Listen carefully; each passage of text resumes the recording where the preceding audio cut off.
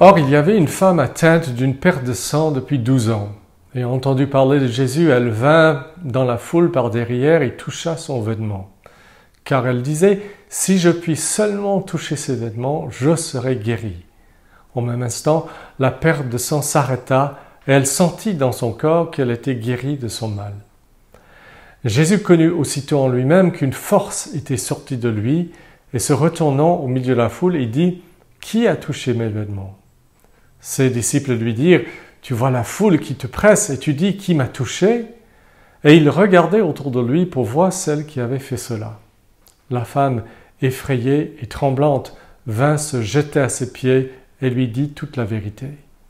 Mais Jésus lui dit, « Ma fille, ta foi t'a sauvée. » Voilà une guérison unique. Une personne est guérie et Jésus ne sait même pas qui elle est. En raison de la nature de sa maladie, un problème féminin causant une impureté cérémonielle, cette femme ne pouvait pas solliciter Jésus publiquement devant tous. Mais Dieu a orchestré cette guérison anonyme pour nous enseigner une leçon au sujet de la foi qui sauve.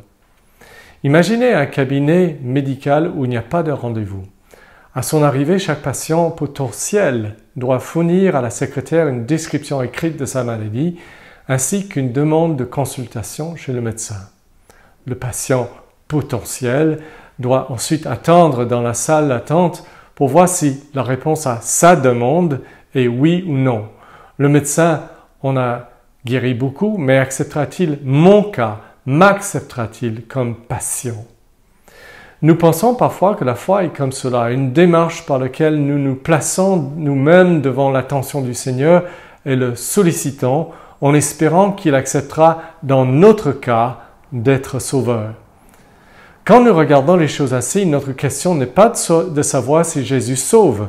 Notre question, c'est de savoir quand il s'agit de notre demande de salut, notre cas, notre nom, est-ce que sa réponse sera oui? Mais cet incident nous enseigne que la foi ne correspond pas à cette conception. Cette femme n'est pas une candidate potentielle à la guérison qui fait connaître son cas particulier à Jésus et attend de voir si sa réponse sera oui ou non. Elle disait en elle-même, « Si je puis seulement toucher son vêtement, je serai guérie. » De même aujourd'hui, nous devons savoir qu'en envoyant Jésus, Dieu le Père met son salut à la portée de tous, de telle sorte que la réponse est déjà oui au pécheur qui vient à Jésus dans la foi, qui qu'il soit. La seule question qui reste est « Vas-tu venir à Jésus en tant que sauveur ?» Peu importe qui tu es, la réponse de Dieu à ta foi pénitente est déjà « oui ».